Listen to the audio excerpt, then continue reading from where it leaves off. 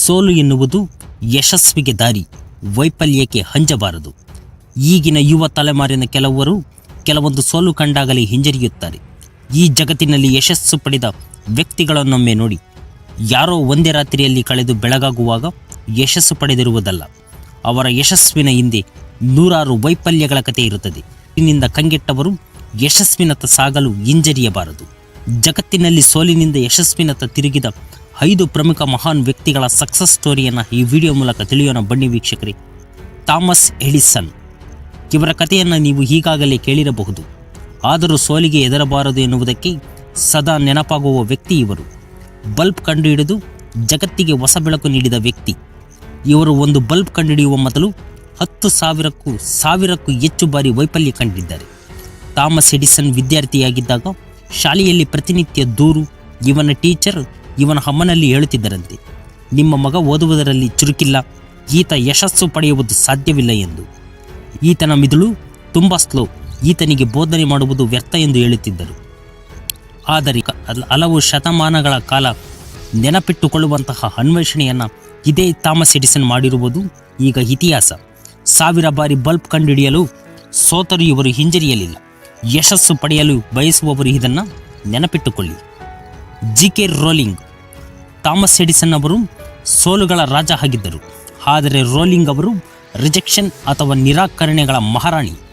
ನಿಮಗೆ Harry Potter ಕತೆ ಗೊತ್ತಿರಬಹುದು. ಆ ಕತೆ ಪುಸ್ತಕ ಬರೆದಿರುವುದು ಜಿ.ಕೆ. ರೋಲಿಂಗ್. ಈಕೆ ತನ್ನ ಪುಸ್ತಕ ಪ್ರಕಟಿಸಲು ಸಾಕಷ್ಟು ಪ್ರಯತ್ನಿಸಿದ್ದಳು. ಇವರು ಹಲವಾರು ಪಬ್ಲಿಷರ್ಗಳನ್ನು ಭೇಟಿಯಾಗಿದ್ದರು.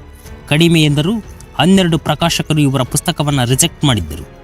ಆದರೆ ಬಳಿಕ ಈ ಪುಸ್ತಕ ಜಗತ್ತಿನ ಬೆಸ್ಟ್ ಸೆಲ್ಲರ್ ಪುಸ್ತಕವಾಗಿ ಹೊರಹೊಮ್ಮಿದ್ದು ಇತಿಹಾಸ. Walt Disney.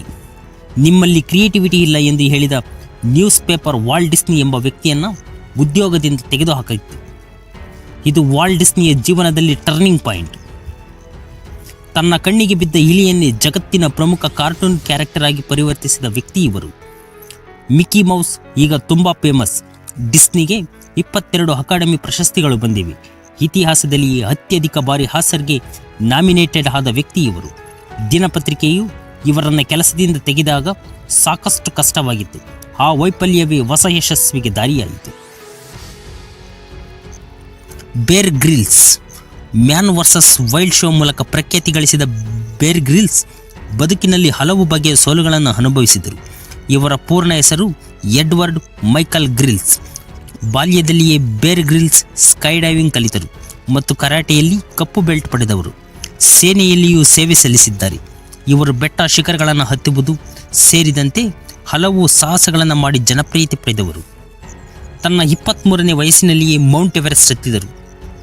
ಪ್ಯಾರಾಚೂಟ್ ಅಪಘಾತದಲ್ಲಿ ಗಾಯಗೊಂಡು 1 ತಿಂಗಳಲ್ಲಿಯೇ ಈ ಸಾಧನೆ ಮಾಡಿದರು. ಪ್ಯಾರಾಚೂಟ್ ಅಪಘಾತದಿಂದ ತನ್ನ ಜೀವನ ಮುಗಿಯಿತು ಎಂದುಕೊಳ್ಳದೆ ಹಠದಿಂದ ಸಾಧನೆ ಮಾಡಿದವರು. ಸ್ನೇಹಿತರೆ, ಯಶಸ್ಸು ಪಡೆಯುವ ಹಾದಿಯಲ್ಲಿ ಸೋಲುಗಳು ಎದುರಾಗುತ್ತವೆ. ವೈಫಲ್ಯಗಳನ್ನು ಸಾಧನೆಯ ಹಾದಿಯಲ್ಲಿರುವ ಮೆಟ್ಟಿಲು ಎಂದು ತಿಳಿದುಕೊಂಡು ಸಾಧನೆ ಮಾಡಿ. ಧನ್ಯವಾದಗಳು. ಶುಭವಾಗಲಿ.